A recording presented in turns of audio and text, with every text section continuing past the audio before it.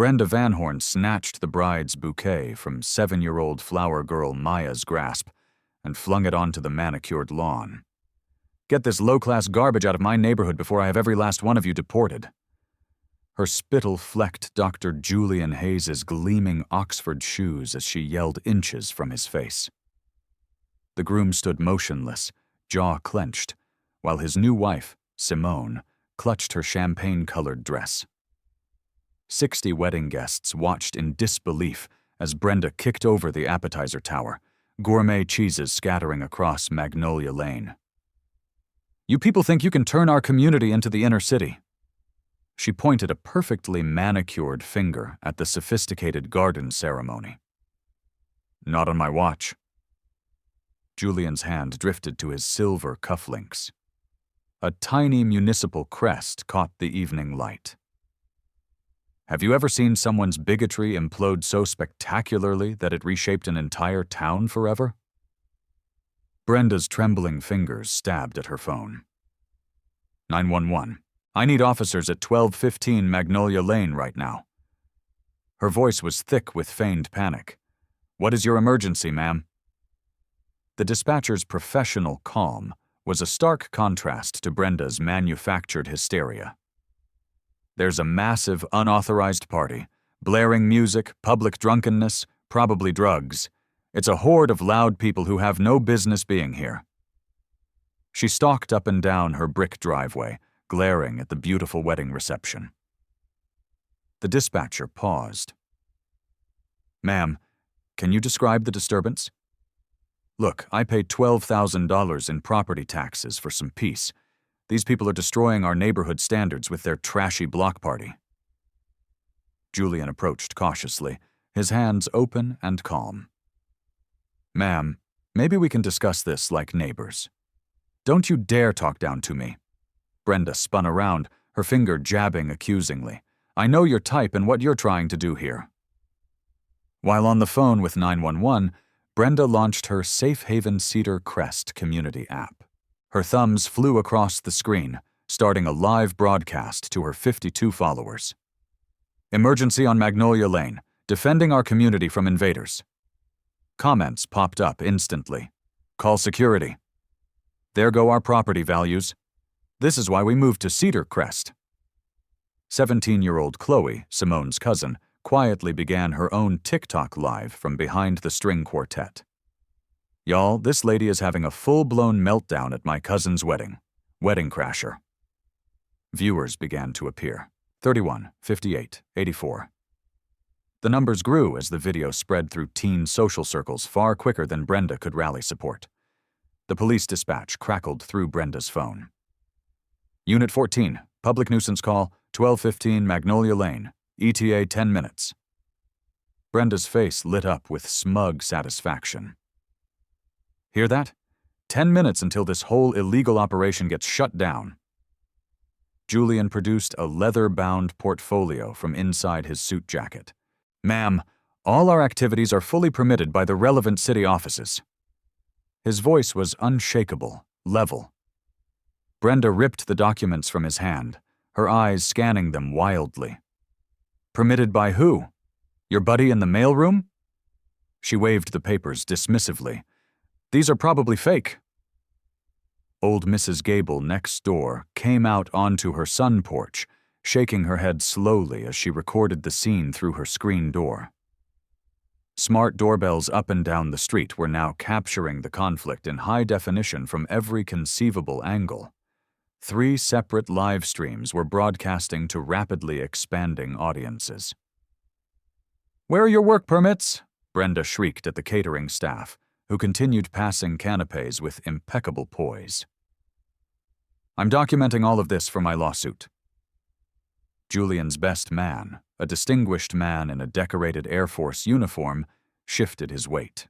Major Ben Carter's commanding presence was hard to ignore, but Brenda was too deep in her rage to register his rank. "Ma'am," Julian tried once more, "we've been your neighbors for 4 years. We've spoken at the mailbox." "I don't care where you claim to live." Brenda's voice rose to a shriek, causing several toddlers to flinch. "This is our community. We have rules." She grabbed her phone again, typing furiously in the neighborhood chat. Code red on Magnolia. All residents needed as witnesses to this chaos. Within moments, 2 neighbors appeared. Mrs. Gable clutched a binder of HOA bylaws. Mr. Petrov held up his phone, using an app to measure the noise. Look at this disturbance. Brenda gestured wildly. Cars everywhere, loud music, public intoxication. Tell your children this isn't the projects. 9-year-old Leo, Julian's nephew, pulled on his uncle's sleeve. Uncle Jay, why is she so mad at our wedding? Julian knelt, his voice soft. Sometimes people get confused about what makes a neighborhood a home, little guy. Brenda overheard and erupted. Don't you dare indoctrinate that child with your victim narrative. This is about rules and property values. The livestream comments were now a torrent. Chloe's TikTok, 215 viewers and climbing. Mr. Petrov's feed, 112 viewers. Neighborhood app, 34 active members in a heated debate. I'm calling my husband Richard, Brenda declared. He's a senior partner at his law firm. We'll get an injunction and shut this circus down for good. Julian's grandmother, 88-year-old Eleanor Vance, approached with her cane, a small pin on her lapel. Cedar Crest Superior Court Judge, 1985-2015. She had served this city before many here were born. Young woman. Eleanor's voice was quiet, but carried immense authority. I've lived in Cedar Crest for 50 years. This is not how we treat our neighbors. Brenda barely looked at her. With all due respect, ma'am, you have no idea what's happening to this place. These people are... I understand perfectly, Eleanor cut in softly. The question is, do you? Julian glanced at his watch. 5:03 p.m. The ceremony was scheduled for 5:15. His bride, Simone, stood with her bridesmaids, her composure cracking as their perfect day turned into a public spectacle. The police are on their way, Brenda announced to her live stream, now at 250 viewers. Finally, someone is going to bring some order back to this community. The wail of sirens grew closer. Julian touched his cufflinks again. The small municipal crest glinted in the setting sun like a silent promise. His expression was calm, but a subtle change in his bearing suggested the storm was about to break against an immovable object. 2 patrol cars turned onto the street at 5:06 p.m. Their arrival instantly changed the atmosphere on Magnolia Lane. Officers Chen and O'Malley got out, their eyes taking in the scene with professional detachment. Brenda practically ran to them, phone held high like a trophy. Officers, thank heavens. These people have been menacing our neighborhood all afternoon. Her voice was high and strained with forced distress. Noise violations, illegal parking, public nuisance, the whole 9 yards. Officer Chen, a 15-year veteran, looked around at the tasteful wedding decor in confusion. Crisp white tablecloths, a string quartet playing a gentle melody, uniformed caterers. Nothing matched the chaotic scene Brenda was describing. Ma'am, this looks like a private wedding, O'Malley noted, his tone neutral. What, specifically, is the problem? Brenda shoved her phone in his face, showing her live stream audience of 3,888 viewers. Look at this circus.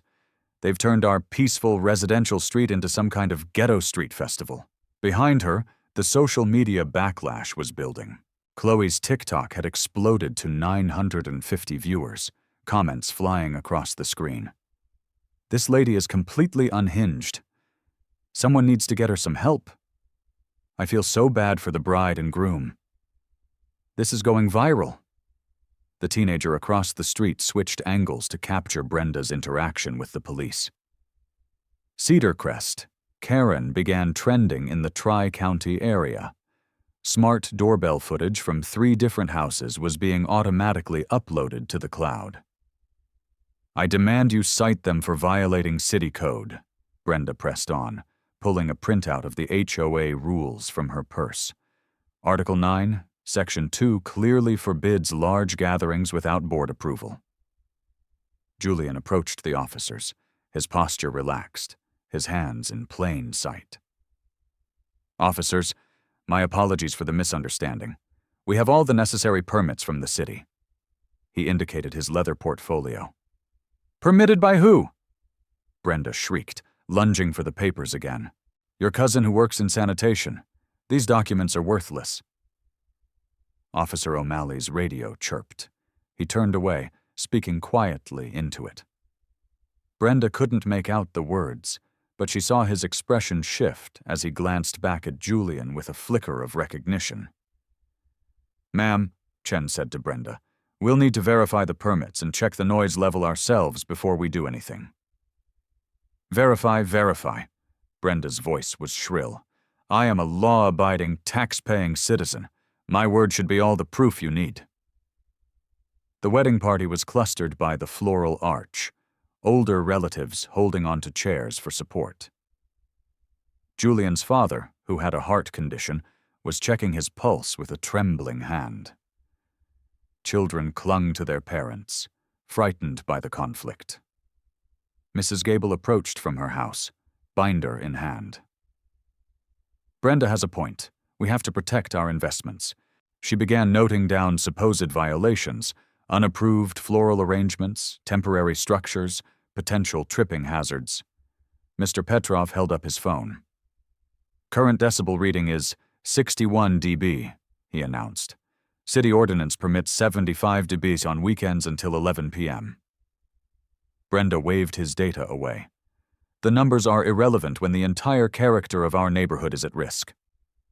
Her phone buzzed relentlessly. Her community app post now had 145 comments in 15 minutes. Some were supportive, but a growing number were critical. Brenda, this feels like an overreaction. Let them have their wedding. The racism is jumping out, girl. She frantically deleted the negative comments while broadcasting her police confrontation to 1,450 viewers and growing. Officers, I've logged everything, Brenda said loudly for her audience. Decibel levels, parking infractions, threatening behavior. This is about defending our property values from certain influences. Major Carter, still in his dress uniform, took a half step forward. His decorated uniform and confident bearing drew a respectful nod from the officers, but Brenda was still blind to the shifting power dynamics. More neighbors came out of their houses, phones up, recording. The elderly Mrs. Gable filmed from her porch, shaking her head in dismay, not at the wedding, but at Brenda. Officer Chen checked his official sound level meter. 63 decibels. Well within the legal limit for a private event, ma'am, he reported. Legal limit? Brenda's face turned a blotchy red. Since when do those people get to decide what's legal in our neighborhood? A shocked silence fell over the crowd. Even her few supporters flinched at the undisguised racism. Live comments exploded. OMG, did she really just say that? Screenshot, now. It's 2024. Not 1964. Someone shut this woman up.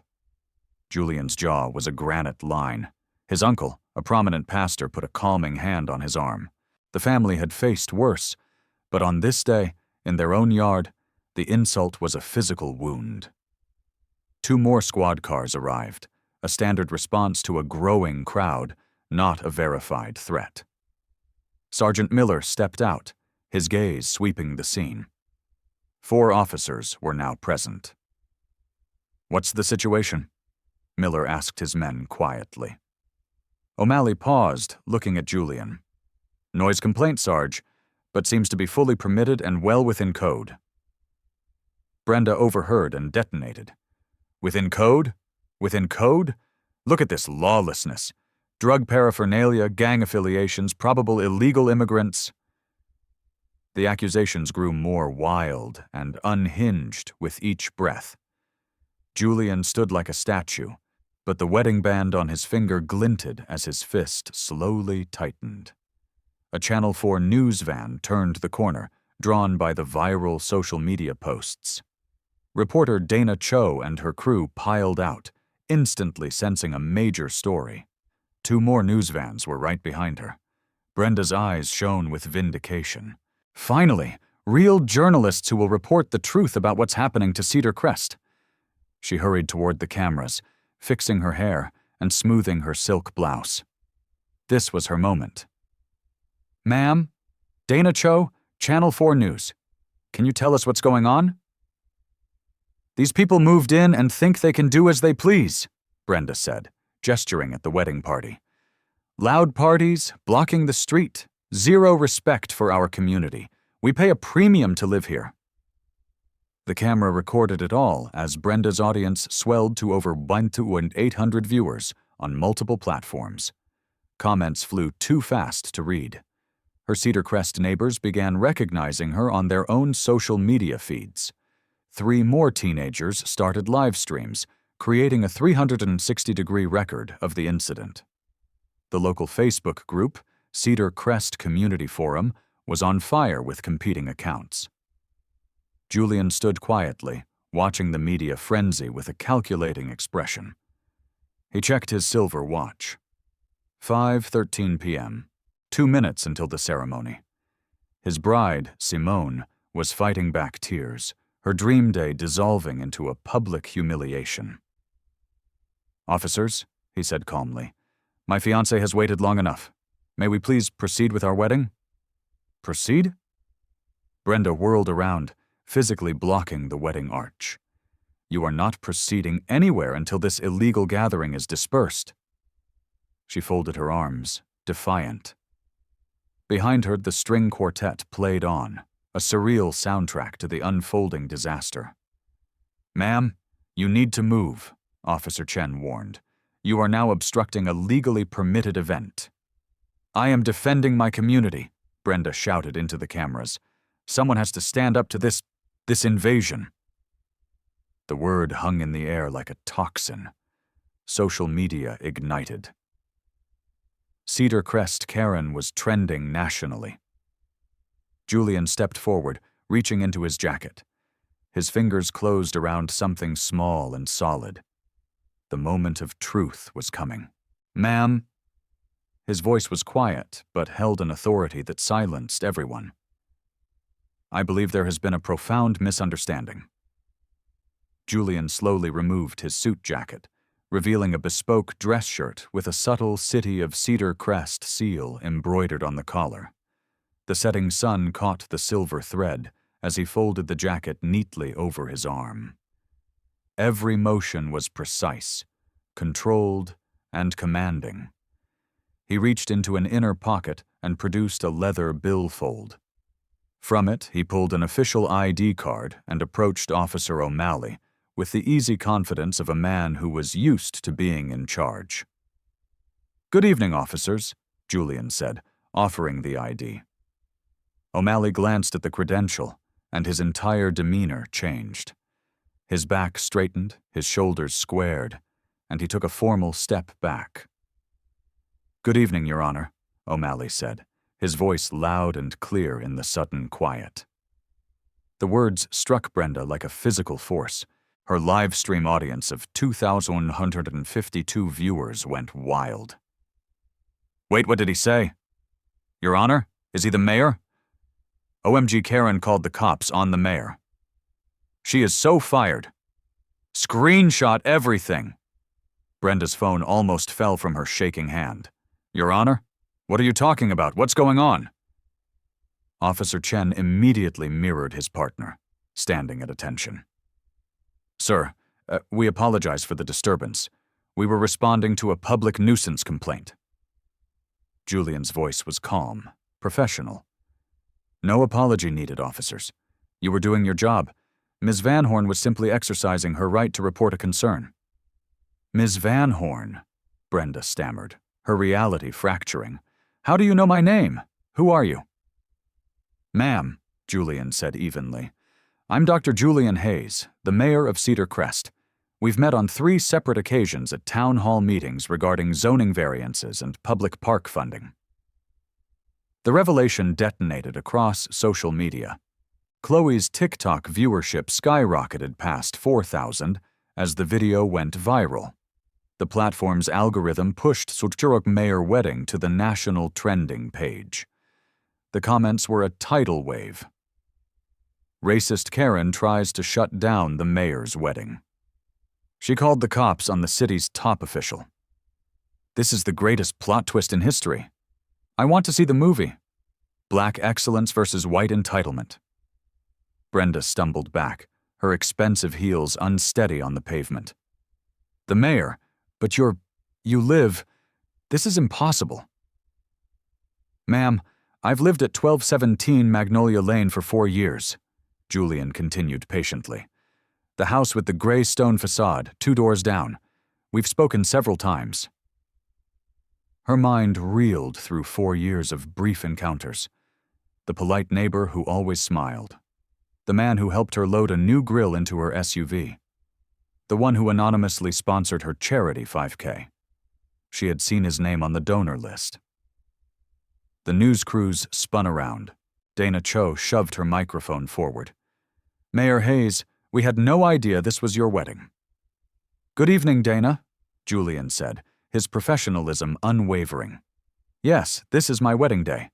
My wife, Simone, and I were looking forward to a simple celebration with our neighbors. Brenda's phone was vibrating non-stop with calls. Her business partner, her husband Richard, her aging father. The notifications were a waterfall as her public implosion became a national story. This has to be a mistake, she whispered, but the microphones caught every word. You can't be the mayor, I'm just what, Ms. Van Horn? Julian's question hung in the air, captured by 24 cameras. The silence was deafening as every lens zoomed in on Brenda's face. Her racist assumptions were crashing against an undeniable truth, and the cognitive dissonance was visible to thousands in real time. Major Carter stepped forward and removed his service cap. I can confirm His Honor's identity. I'm Major Ben Carter, USF, and the groom's best man. Sergeant Miller approached Julian respectfully. Sir, we will handle this. Please accept our deepest apologies for this disruption to your special day. Officers, Julian addressed them with mayoral command. No apologies are required. You responded to a citizen's call promptly and professionally. Brenda stared at her phone as the viewer count climbed past 2,500. Her cell service was lagging under the strain, but the Wi-Fi networks were carrying her shame to the world. Ma'am, Officer O'Malley said formally, we need to address your complaint. The event is fully permitted and operating within all city ordinances. Permitted? Brenda's voice was a croak. He permitted his own wedding. Actually, Julian corrected gently, permits are handled by the Department of Community Events. I recuse myself from any and all decisions involving my personal address. It's standard ethics policy. He held out his portfolio.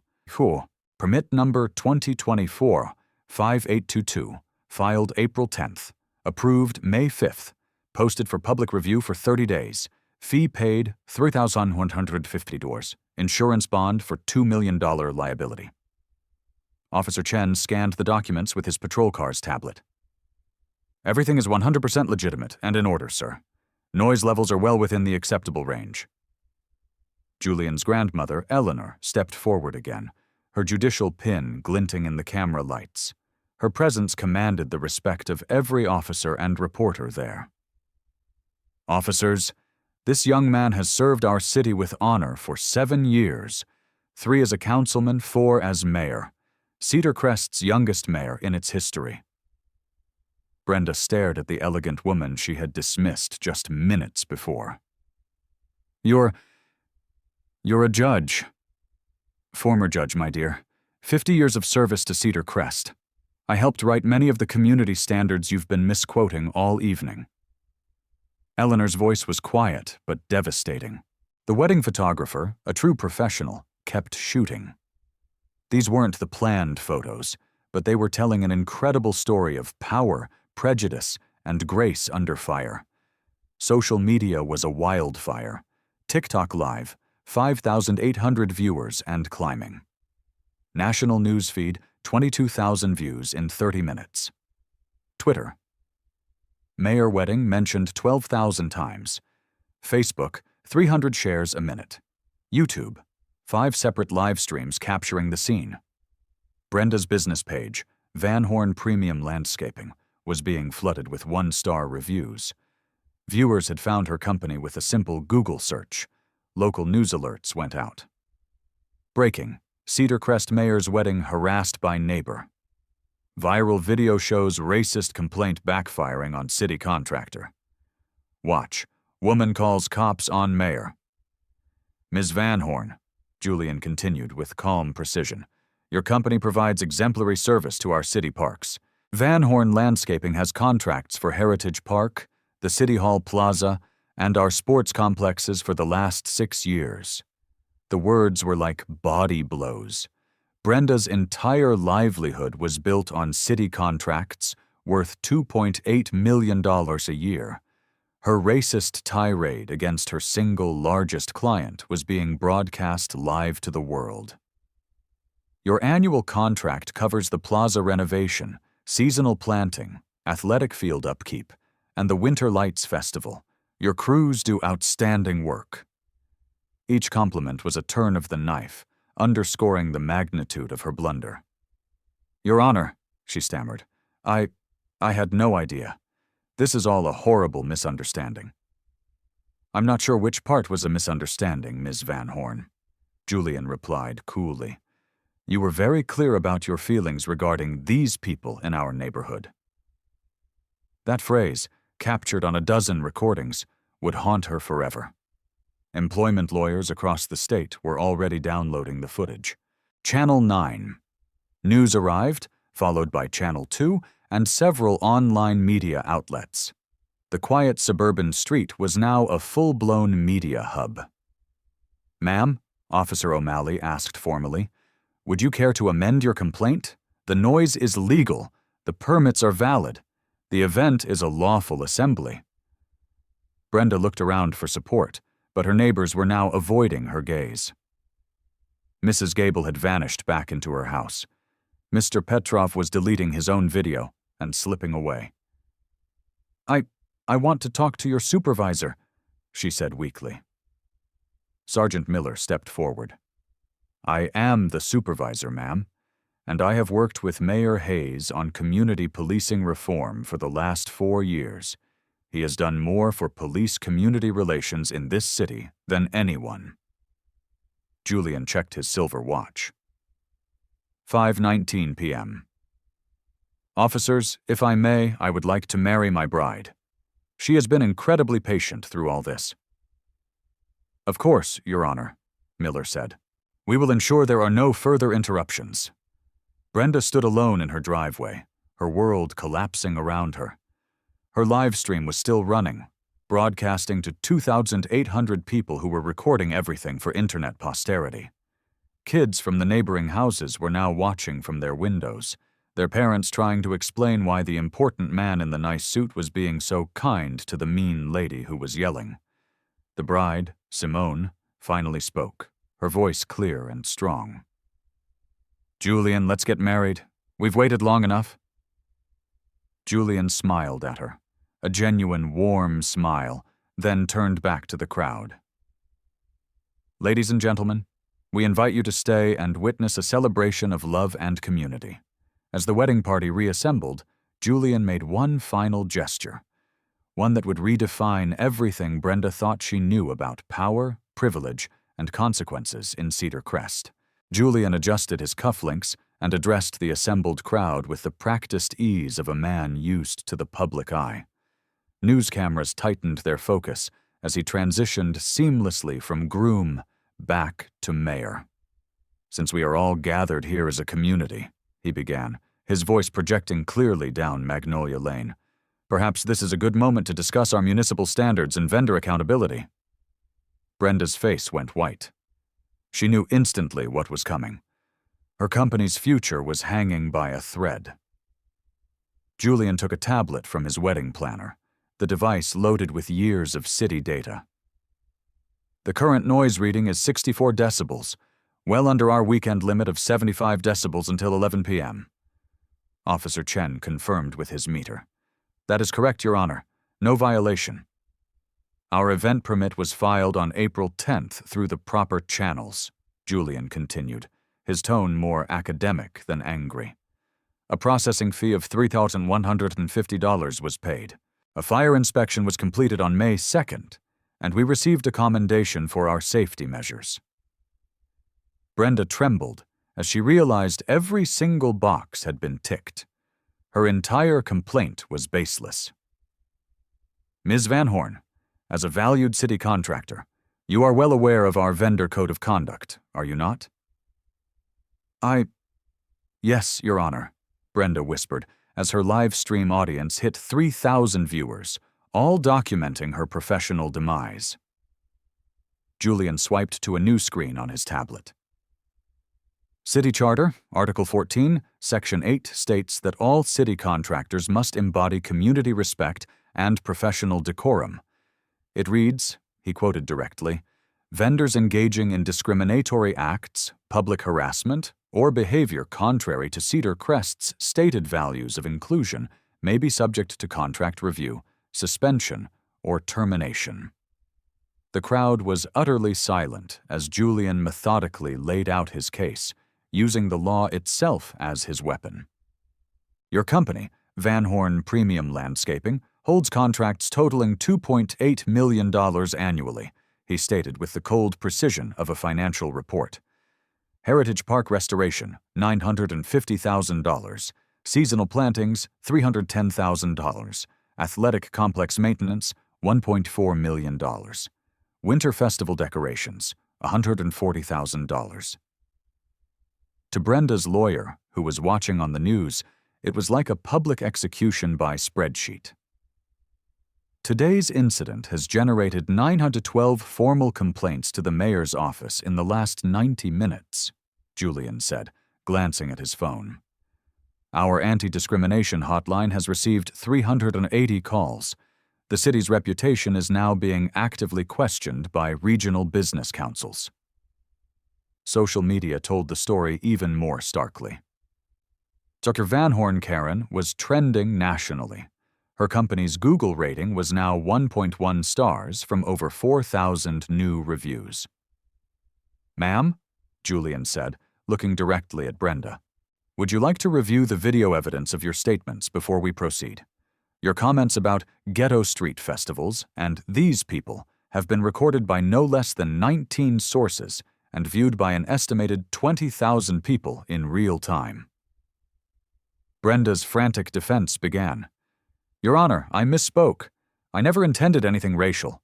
I was just worried about the noise and the rules. You're twisting my words. The context, Julian repeated thoughtfully. Let's review that context via city policy. He pulled up another file. In 2023, your company signed our revised vendor agreement, which includes an explicit pledge against discrimination. You committed to uphold Cedar Crest's motto, strength in diversity. The irony was palpable. Brenda had signed a legal document promising not to do the very thing she had just done. Your business has also benefited from city diversity programs, Julian continued. Our minority-owned supplier initiative has increased your profit margin by 18% since 2022. Beautification projects in our most diverse neighborhoods account for 40% of your annual revenue.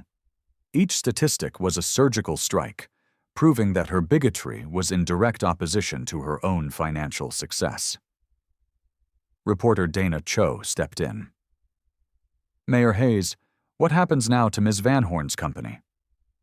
Our vendor agreements have a 3-step review process, Julian explained. First, an immediate performance review. Second, a public hearing within 3 business days. Third, a community impact report. Brenda's phone was a continuous vibration of calls from her business partner, her suppliers, her terrified employees.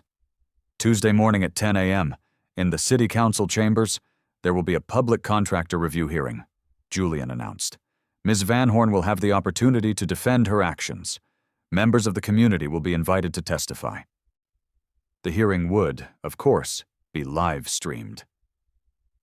Your Honor, Brenda pleaded, her voice breaking, I apologize. I publicly apologize for my behavior. It does not reflect who I truly am.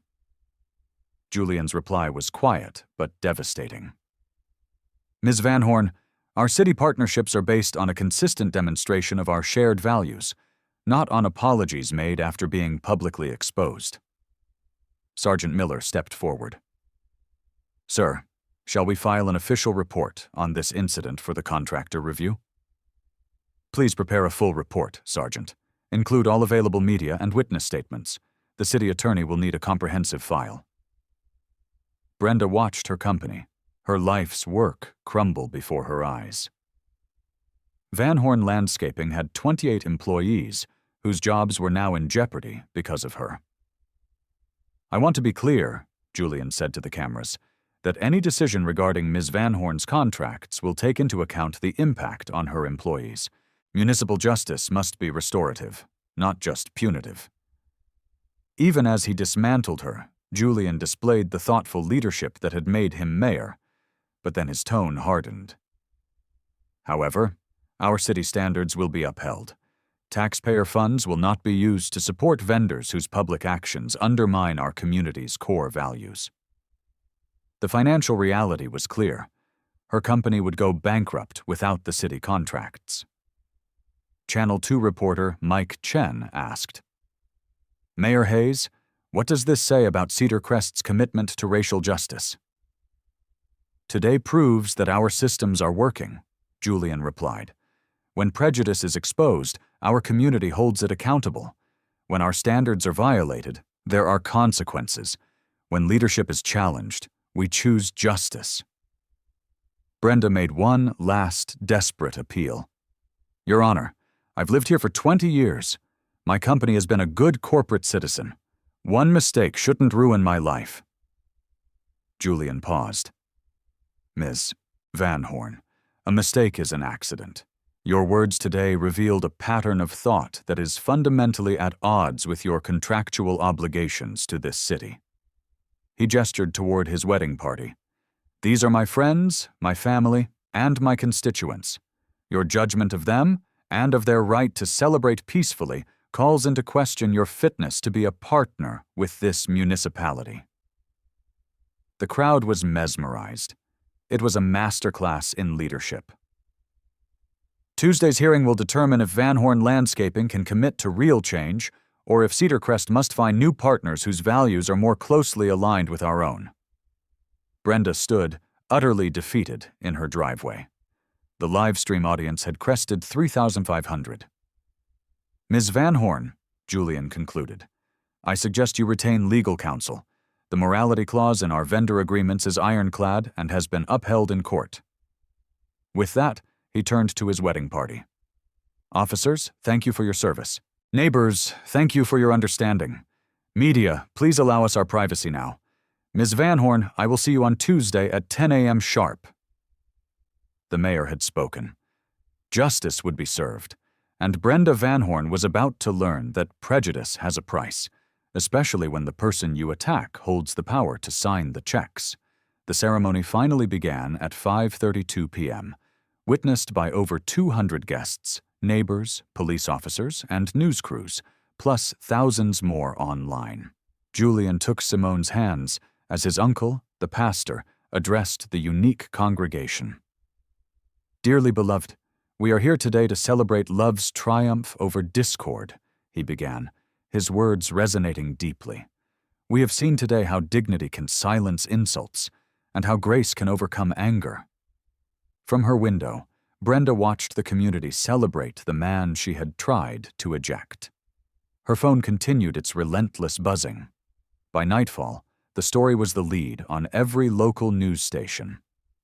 Channel 4's alert read, Cedar Crest Mayor's wedding target of racist rant. Multi-million-dollar city contracts now in jeopardy. Her company website had crashed. Yelp had frozen the page due to unusual activity. Her Google business rating was a dismal 1.0 stars from over 5,000 one-star reviews. Tuesday morning, the city council chambers were overflowing. Brenda arrived with her lawyer, clutching a prepared statement and a doctor's note for stress-induced hypertension. "Your Honor," she read from a shaking script, "I acted out of unconscious bias and a catastrophic lapse in judgment. My words were shameful and do not reflect my company's commitment to serving every resident of Cedar Crest." 28 citizens testified over 5 hours. Julian recused himself entirely, leaving Deputy Mayor Sharon Mills to preside. Mrs. Gable spoke softly. "In 50 years, I never heard such hate at a happy party. But I have also seen Brenda help me shovel my walk in a blizzard. People can learn." The committee's decision was a balance of accountability and mercy. Van Horn Landscaping was placed on a 24-month probationary period. Brenda herself was required to complete 60 hours of diversity and inclusion training, submit monthly progress reports, and perform 200 hours of community service at the Cedar Crest Multicultural Center. "This is not about retribution," Deputy Mayor Mills announced. "It is about rehabilitation and ensuring our city partners truly reflect our city's values." The systemic changes Julian championed were swift and lasting. The Cedar Crest Connects initiative was launched, creating new protocols for handling discrimination complaints. The neighborhood app was updated to require real name verification. A Good Neighbor Award was created to celebrate acts of community building. Vendor contracts were updated with even stricter anti-discrimination clauses. Brenda's change was not immediate, but it was real. Her mandatory training sessions, which she began with resentment, slowly chipped away at the biases she never knew she had. "I had no idea how my words landed on people," she admitted at a town hall 6 months later. "I was so focused on my intent, I never considered the impact." Her community service put her face to face with the very people she had stereotyped. Over time, real conversations replaced her old fears. Her business changed, too. Brenda hired 4 new employees from minority communities, not because she had to, but because her training had opened her eyes to new talent. "Hardest workers I've ever had," she told Julian in a chance meeting a year later. "I almost destroyed my own business because of my own ignorance." A year later, Cedar Crest was profiled in American City Journal as a national model for inclusive communities. Brenda's company won a regional award for diversity in hiring from the State Contractors Association, an outcome no one could have imagined. Julian and Simone's anniversary became an annual Unity in the Park celebration, drawing the whole town together. Brenda's company provided the landscaping, first as part of her probation, and later as a proud sponsor. Her story became a cautionary tale taught in local civics classes.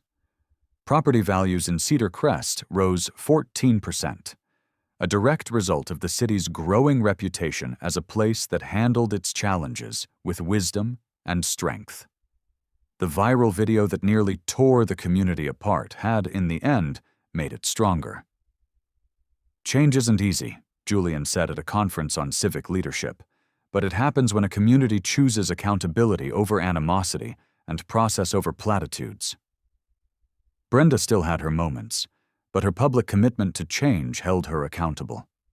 Her transformation wasn't a fairy tale, but it was authentic. One ugly outburst had accidentally forged a more resilient, more aware, and more united community. Cedar Crest became living proof that racial reconciliation is possible when leaders prioritize systemic solutions, when justice aims to rebuild rather than just punish, and when a community decides to grow together instead of being torn apart. 3 years later, Mayor Julian Hayes stood on the spot where Brenda had thrown his wife's bouquet. Today, he held an award from the U.S. Conference of Mayors, naming Cedar Crest the most socially cohesive small city in America. The ripple effects had been profound. The Harvard Business Review published a case study, The Cedar Crest Model, Turning Public Conflict into Community Capital. 40 other cities had adopted versions of their vendor accountability and community response policies. Brenda Van Horn stepped up to the microphone at the annual Unity in the Park festival, her voice steady. 3 years ago, on this very ground, I was the worst version of myself, she told the crowd of over 1,000 residents. Today, thanks to a community that demanded better, I understand what it truly means to be a neighbor. Her landscaping company was now a leader in inclusive business practices, its success built on the very principles she had once violated. I will never be proud of who I was that day, Brenda said, her voice thick with emotion, but I am profoundly grateful for the chance I was given to become who I am now. The applause was genuine, not for her past, but for her visible, hard-won transformation. Julian's approval rating stood at an unprecedented 92%. Simone's Community Arts Foundation had expanded its programming statewide.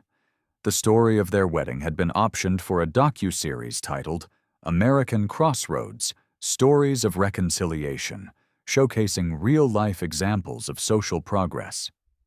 This was not a simple, happy ending, but a complex, real-world demonstration of how a systemic response to hate can create lasting positive change. The viral moment became a catalyst for policies that now protect countless others.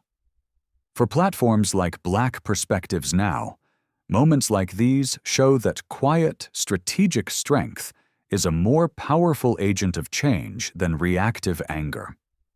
Julian's measured response demonstrated that intelligent, systemic justice is the most effective answer to loud, ignorant prejudice.